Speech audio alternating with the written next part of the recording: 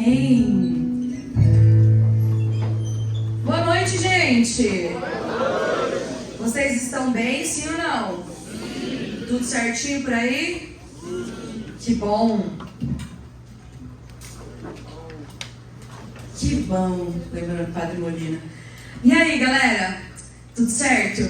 Que alegria ver vocês aqui nesta noite em mais um grupo de oração, com a graça de Deus, para a gente poder vivenciar aquilo que o Senhor tem para nós. Amém? Amém? Quem aqui quer viver os planos de Deus para você nesta noite? Diga eu! Então com a mão lá para cima, continua com a mão lá para cima e diga assim: Jesus, eu quero tudo o que o Senhor planejou na minha vida nesta noite. Amém. Amém. Queridos, como a Mayara já me apresentou, eu me chamo Ana. Tenho 29 anos. Só isso. E sou casada com o João. Participo aqui do grupo de oração. Eu acho ótimo que as pessoas gritam tipo, elas ficam felizes por nós, né? Tipo, que a gente desencalhou, casou essas coisas. Eu agradeço, comunidade. Participo aqui do grupo de oração há mais ou menos 15 anos. É sempre uma grande alegria partilhar a palavra aqui com vocês. Meus queridos, com certeza, desde que você era criança, de alguma forma, seja pelos livrinhos que os nossos pais compravam, ou pelos desenhos que passavam na TV, pelos filmes, a gente foi acompanhando as grandes histórias da Bíblia. Sim ou não? Sim! Que histórias aí que você pode citar pra mim? Noé, fortíssimo. Noé, Sansão, Raquel, muito bem. Moisés, quem mais? Jó, Esther, Charles. E uma dessas grandes histórias é a história do menino que ficou preso na barriga da baleia. Todo mundo aqui conhece essa história, sim ou não? Sim. Quem conhece essa história respira, né, gente? Todo mundo conhece essa história. E o nome dele qual que é? Jonas. Jonas é conhecido por aquele menino que ficou preso na barriga da baleia. E nós vamos hoje conhecer um pouco mais da história de Jonas, porque talvez quando a gente era criança, a gente viu lá o desenho da baleia e o menino que ficou preso lá dentro. E a gente ficava, se perguntando, nossa, que história interessante, talvez a gente até leu. Mas talvez a gente não compreendeu ainda a grande história que existe, o grande ensinamento de Jesus que existe atrás da história do menino que simplesmente ficou preso na barriga da baleia, que vocês vão conhecer hoje, que na verdade nem na baleia era, né? A Bíblia não fala disso. Vamos conhecer um pouco mais essa história, queridos, e saber o que Deus quer falar para nós através dela? Então eu quero te convidar. Pegue na Bíblia o livro de Jonas, porque sim, ele tem um livro próprio na Bíblia. Talvez a gente não sabia disso, mas pegue lá. O livro do profeta Jonas. Ali no capítulo 1. É quase perto dos evangelhos.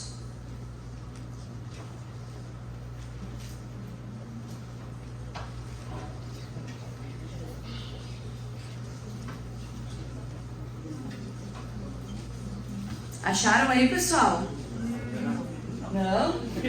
Jonas fica bem pertinho dos evangelhos, é quase no final do Antigo Testamento. Na minha Bíblia é 1440, né? Mas a minha Bíblia é essa Ave Maria de Estudos aqui. Tô tentando que os meus amigos me dêem a Bíblia da minha biblioteca católica. Só R$2.000. Quem me tirou o nome secreto da pregação, fica à vontade. Pode deixar. Tá baratinho. Baratinho. Acharam aí? Jonas, ali no capítulo 1. E nós vamos conhecer então a história de Jonas aqui na Bíblia. Vai dizer assim, ó, na minha tradução, o título é Desobediência do Profeta. Diz assim: a palavra do Senhor foi dirigida a Jonas, filho de Amati, nestes termos: levanta-te, vai a Nínive, a grande cidade, e profere contra ela os teus oráculos, porque sua iniquidade chegou até a minha presença. Jonas pôs-se a caminho, mas na direção de Tarsis, para fugir do Senhor. Desceu a Jope, onde encontrou um navio que partia para Tarsis, pagou a passagem e embarcou nele, para ir com os demais passageiros para Tarsis, longe da face do Senhor. O Senhor, porém, fez vir sobre o mar um vento impetuoso e levantou no mar uma tempestade tão grande que a embarcação ameaçava despedaçar-se. Agora você vai comigo lá no capítulo 2, versículo 1. Porque aqui então, eu vou explicar daqui a pouquinho melhor, mas Jonas estava nesse barco, veio uma grande tempestade e aqueles marinheiros lançaram ele para fora do barco. E aí continua a história no capítulo 2, versículo 1. O Senhor fez que ali se encontrasse um grande peixe. Um grande peixe que não é uma baleia necessariamente, né, queridos? Mas é um grande peixe. Para engolir Jonas. E este esteve 3 dias e 3 noites no ventre do peixe. Do fundo das entranhas do peixe, Jonas fez esta prece ao Senhor, seu Deus. E aqui na palavra vai discorrer toda a prece de Jonas. Nós vamos lá para o versículo 11, que diz assim: Então o Senhor ordenou ao peixe, e este vomitou Jonas na praia. Continua no capítulo 3. A palavra do Senhor foi dirigida pela segunda vez a Jonas nestes termos: Vai a Nínive, a grande cidade, e faze-lhe conhecer a mensagem que te ordenei. Jonas pôs-se a caminho e foi a Nínive, segundo a ordem do Senhor. Nínive era diante de Deus uma grande cidade. Eram precisos 3 dias para percorrê-la. Jonas foi pela cidade durante todo o dia pregando. Jonas pregava assim, daqui a 40 dias Nínive será destruída. E olha o que aconteceu. Os ninivitas creram na palavra, na mensagem de Deus, e proclamaram um jejum. Vestiram-se de sacos, E aí vai lá no versículo 10 para a gente ver como termina essa história. Diante de uma tal atitude, vendo como renunciavam seus maus caminhos, Deus arrependeu-se do mal que resolvera fazer a eles e não o executou. Amém? Então vamos lá. O que aconteceu com a história de Jonas de verdade, para além daquilo que a gente aprendeu nos livrinhos de história quando a gente era pequeno? Queridos, a história começa dizendo então que Deus chamou Jonas, que era um profeta. E Jonas, ele não era qualquer profeta. Aqui na palavra vai dizer que ele era um profeta filho de Amati, que já era também um profeta. Jonas, ele era um profeta muito reconhecido, Existem profecias dele sobre a restauração de Israel, após então a separação de Israel. Então Jonas, ele era um profeta reconhecido. E Deus, ele chama Jonas e ele fala assim: Jonas, eu tenho uma missão para você. Você vai até Nínive e você vai dizer para eles que a iniquidade deles, ou seja, que o pecado deles, que aquilo que eles estão fazendo, chegou até mim e eu estou enfurecido com eles e eu vou destruir a cidade.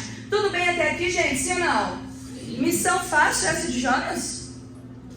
Vocês gostariam de ir até ali em Sarandi e sair anunciando na cidade inteira que Deus ia destruir a cidade de 40 dias? Alguns iam gostar, Mas não seria fácil, Eu tenho certeza que não seria fácil. Se Deus me pedisse isso, eu acho que eu ia repensar também.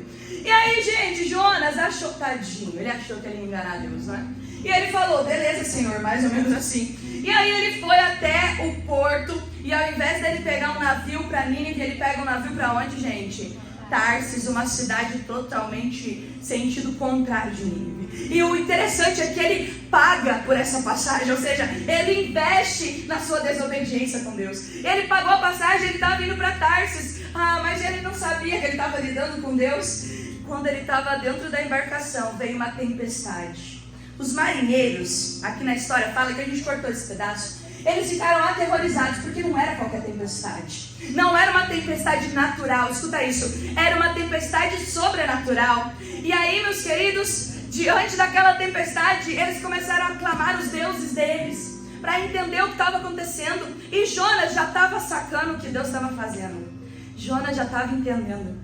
Jonas olha para os marinheiros e fala assim: gente, o problema sou eu. Aí eles: então o que nós vamos fazer para resolver, meu filho? Nós estamos morrendo aqui, nós estamos morrendo. E aí eles pegam e falam, o Jonas pega e fala: podem me jogar no mar, o problema sou eu, assim que eu sair da embarcação vai resolver. Dito e feito, jogaram ele no mar, não contava com a astúcia de Deus. E aí vem quem? O grande peixe, que não necessariamente é uma baleia, mas a gente pode imaginar como uma baleia. E a baleia vai lá e... não sei se esse barulho é uma baleia. Isso seria abocanhar, traduzindo, tá? E a baleia vai lá e engole Jonas. Engole Jonas. E Jonas, ele fica dentro da barriga da baleia 3 dias e 3 noites.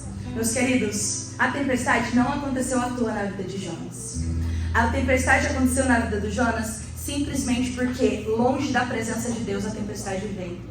Longe do caminho do Senhor a tempestade vem. Assim é comigo e com você. Quando a gente tenta se desviar daquilo que Deus quer pra gente, a tempestade vai vir, é inevitável. Quando Jonas ele ia pra longe da face de Deus, e olha que interessante isso, a palavra diz exatamente isso. Ele não estava simplesmente descumprindo um chamado de Deus, ele estava indo pra longe da presença de Deus, porque só existe presença de Deus quando nós estamos na centralidade daquilo que Ele quer para as nossas vidas. Se eu e você temos nos desviado daquilo que Deus quer para mim e para você, nós estamos longe da presença de Deus. Não há presença de Deus na desobediência. Você está entendendo isso?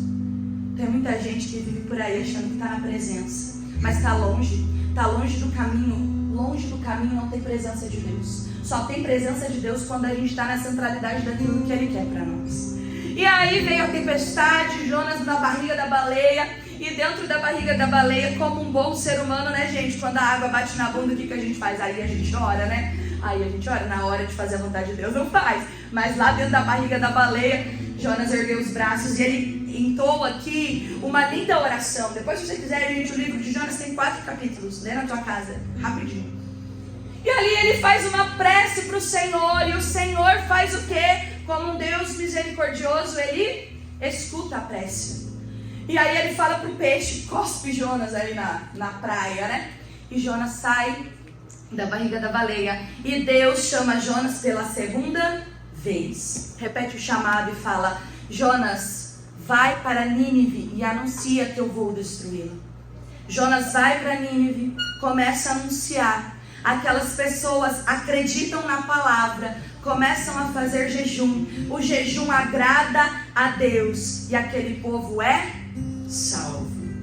No fim das contas, Jonas ele não estava sendo enviado para ser um profeta de destruição.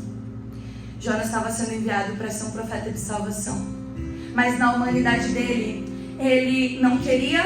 E ele não queria porque também há um contexto histórico aqui. Nínive era a capital da Síria, que era o maior inimigo de Israel da época. Então, para Jonas ir até Nínive, ele tinha ódio de Nínive, ele tinha raiva de Nínive, porque é como se eles fossem inimigos do povo de Jonas. Então imagina, ir no povo inimigo e anunciar a destruição, ele não queria isso. Ele tinha os seus motivos humanos, os seus motivos pessoais, para não cumprir aquilo que Deus queria para ele. Mas quando na verdade aquilo que Deus queria era muito maior do que ele poderia enxergar. Quantas vezes Deus tem chamado a mim e a você para missões nas nossas vidas? Chamados, desejos, vontades do Senhor. E a primeira coisa que a gente faz é entrar no barquinho no sentido contrário e vazar, né? E vazar. Jonas ele entra dentro da barriga da baleia e ele passa 3 dias. Ali dentro da barriga da baleia existe um processo de Jonas com Deus. Naqueles 3 dias dentro da barriga da baleia, Jonas ele se arrepende e ele é preparado então para aquela missão, mesmo sendo um grande profeta. Quando nós olhamos essa simbologia dos 3 dias, não tem como a gente não se lembrar de Jesus. Jesus ele morre e após 3 dias ele ressuscita para a salvação. Jonas ele fica 3 dias dentro da barriga da baleia, sendo preparado para levar na verdade salvação para aquele povo. O preparo de Jonas ali foi 3 dias. Talvez o teu preparo e o meu preparo tenham sido um pouco mais longo. Talvez a gente tenha passado por alguns processos, não necessariamente dentro da barriga de uma baleia, né? A gente está bem mais confortável no ar-condicionado, nosso processo tá bom, né, gente? A gente fala sério. Cadeirinha estofada, ar-condicionado. Mas Jesus tem nos preparado para aquilo que Ele deseja nas nossas vidas. Sabe, gente? Eu já conversei com pessoas que no fim da vida, ou pelo menos numa idade avançada, ainda se perguntavam o que é que Deus queria para a vida dela. Qual era o propósito dela aqui nesta terra? Eu quero dizer uma coisa para você. Aqui nesse auditório tem vários e vários jovens, ainda com pouca idade, que que já conseguiram entender o propósito que Deus tem para a tua vida, mas a gente ainda fica fugindo, mas a gente ainda fica negando. Não sei por quais motivos, mas aquilo que o Senhor colocava no meu coração, porque muitas vezes a gente acha que a renúncia para viver aquilo que Deus quer para nós é muito grande.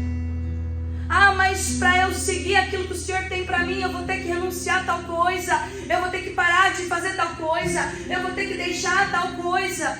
Isso parece que vai nos corroendo, mas eu quero dizer para você uma coisa: é óbvio que vai ter renúncias, é óbvio. Seguir a Jesus, Ele nunca disse que seria fácil, vai ter renúncias, mas a alegria vai superar todas as renúncias. Eu estava esse fim de semana em um retiro em preparação ao Jesus no Litoral. Não sei se vocês conhecem, mas o Jesus no Litoral é uma missão que acontece, é organizada pela Renovação Carismática Católica, nosso movimento, né? Que o grupo de oração pertence. E essa missão, ela leva em média 300 jovens, já teve vezes até de 500 jovens, para o litoral no final do ano. E nós passamos lá 10 dias, no período da virada do ano, evangelizando as pessoas, evangelizando no guarda-sol, nas casas, indo nos bares, nas baladas, nas festas, em todos os lugares onde o Senhor mandar, nos prostíbulos, aonde o Senhor enviar, aonde o Senhor mandar, nós vamos. E eu quero te dizer que eu, particularmente, cresci vendo essa missão, porque a minha tia mora em Guaratuba e eu ia pra lá todo santo ano da minha vida, desde pequenininha. E eu sempre via aqueles jovens passando naquela beirada do mar, porque já faz 21 anos que acontece essa missão. E eu sempre olhava para aqueles jovens e eu ficava impactada com o amor que eles tinham pelo Senhor. Eu falava, cara, eles deixam, né, a família, na festa do final de ano, na virada do ano. Mas ao mesmo tempo, a minha família que estava perto de mim, eles falavam assim, gente, que dó, olha esses jovens sofrendo nesse calor. Nossa, minha mãe falava assim, nossa, gente, como os pais deixam, coitadinhos. Mas sofrer, olha que sol quente nessas roupas, porque usa, né, o jaleco, shorts, né, orientado, claro, né, com muita modéstia, não ser shorts muito curtos e tal, porque a gente está lá em evangelização. E aí minha mãe ficava, ai, olha essa roupa, gente, fica tudo marcado no corpo. E eu fui crescendo ouvindo isso, sabe? Ouvindo isso. E no meu coração me vinha o sentimento, e a minha mãe, ela falava assim, ó, né, não estou culpando a minha mãe, mas eu comecei a ter a oportunidade de ir para essa missão. Comecei a ser chamada para ir para essa missão aqui na diocese, né? Tem uma seleção bem grande, são várias pessoas que querem ir, mas as vagas são poucas. Eu comecei a ser chamada, e a minha mãe, ela falava assim para mim, Ana, mas você já serve a Deus todo fim de semana do seu ano. Precisa, até no ano novo. Você precisa deixar a sua casa até no ano novo. Você precisa deixar os seus pais até no ano novo. Você já falta em várias festas de família. Você já não vai nos aniversários das pessoas até no ano novo. E por muito tempo aquelas palavras ecoiam no meu coração. E eu falava, minha mãe tá certa, né? Até no ano novo, por quê? Eu não preciso disso. E eu fui me negando, porque eu não queria passar calor, porque eu não queria estar lá no sol torrando, porque eu queria ficar com os meus pais. Motivos justos, não é? Porque eu sei que lá não é muito fácil, a gente dorme no colchão, toma banho em container, né? Não é um resort. E aquilo, por muitos anos, eu tive a oportunidade de ir pelo menos 3, 4 anos seguidos, assim, por estar no núcleo do Ministério Jovem, por ser coordenadora de grupo, e assim foi. E eu falava não, e ano atrás ano, eu arranjava uma desculpa. Tinha vezes que eu falava, eu vou. Faltava uma semana, eu inventava uma desculpa e não ia. Teve uma vez que eu me lembro, eu comecei a namorar o João, e aí eu falei, eu vou. E aí eu comecei a namorar o João, eu falei, eu não vou passar a virada do ano com meu namorado. Ai, meu Deus, que besteira, né? Que besteira, porque quando eu decidi não ir para Tarsis, mas ir para Nínive, a minha vida foi totalmente transformada. Sabe, gente, a primeira vez que eu fui como missionária, e eu estava nesse retiro, e o irmão que fez isso, talvez vocês conhecem, o Daniel, ele já veio pregar aqui. Eu estava de missionária, eu já era do Ministério da Pregação. E num grupo da praça, ele olhou para mim e ele falou assim, nessa noite você vai pregar. Meu Deus! Primeiro que era o Daniel, é uma grande referência para mim. E eu fui pregar com medo, mas com o meu coração queimando de vontade de anunciar a palavra naquele litoral. E depois que eu peguei aquele microfone e preguei para pessoas que eu nunca vi na minha vida, falando, eu lembro certinho, eu falei de Jesus Salvador, de que Jesus os salvava, que não importa o que eles tinham feito, eu fui anunciando. Meus queridos, a minha vida se transformou por inteiro. Eu não sei mais, eu não lembro mais como eu era antes. Eu não lembro mais como eu era enquanto pregadora. Eu não lembro mais como eu era como serva. Eu não lembro mais. E a partir daquele dia, ano após ano, o Senhor foi me chamando a estar naquele litoral. Ano após ano. Até que nesse ano, o Senhor me chamou para coordenar essa missão. E eu estou coordenando essa missão. E vão 300 jovens lá no final do ano para anunciar para todas as pessoas que estão lá que não importa o que você deixa, seja a tua família, seja as festas de fim de ano, seja um sol quente na cabeça, a alegria de servir ao Senhor é muito maior. E eu posso testemunhar que eu vivi todas essas fases com o João, porque eu fui solteira, depois eu fui namorando, depois eu fui noiva e eu já fui um ano casada. E não é nada fácil eu deixar meu marido em casa 10 dias na virada do ano. E o João, vocês sabem, ele não tem pai, não tem mãe. E ele mandava uma foto lá na casa da minha mãe, ele, a minha mãe e meu pai, na virada do ano. E eu chorava, porque eu não podia estar com eles. Mas eu falava, Jesus, eu sei o porquê eu estou aqui. E eu sei que a alegria que o Senhor tem para mim é muito maior. Esse ano nós vamos ter a graça de ir juntos lá. Amém. Mas eu olho para trás e eu renunciaria tudo de novo. Na verdade, posso ser bem sincera, eu me arrependo muito de não ter ido os 3, 4 anos anteriores. Por mim, eu teria renunciado todos os anos novos, desde que eu nasci, para ir para essa missão. Porque é uma renúncia muito pequena diante daquilo que Jesus fez na minha vida. Eu não sei o que Deus tem pedido para você renunciar. Talvez é sim uma confraternização, uma festa. Talvez você tenha vindo ao grupo de oração há muito tempo e Jesus tem pedido, dá um passo. Entra na perseverança, vai nas formações. Vamos, vem servir com a gente. Vem anunciar o amor desse Deus para as pessoas. Mas a gente prefere ficar no nosso comodismo ou pagar para ir para Tarsis ao invés para mim. Pagar para fazer o contrário. Eu não sei o que Deus tem pedido para você renunciar, meu querido, minha querida. Mas eu te confirmo com a minha vida de que a renúncia pode parecer grande, mas ela é extremamente pequena diante da alegria e da honra que Deus vai ter na tua vida. Se Deus tem pedido para você ir aqui, para de pegar o barco e ir para Tarsis, vai, dá o passo. Pode parecer difícil, pode parecer doloroso, pode parecer custoso, mas a alegria e a honra de Deus vai ser muito, muito maior. Você não veio para essa terra para passar tempo, você veio para essa terra para anunciar o Jesus que te salvou, para anunciar o Deus que te ama. Para de perder tempo. Existe uma multidão de pessoas, de almas ali fora, esperando a tua manifestação, esperando a tua renúncia, de você deixar um pouquinho de lado o teu comodismo, a tua festinha, não sei, nem vou citar, não sei, você sabe, mas para que você anuncie o Deus que fez tanto por você. Não é à toa que você está aqui.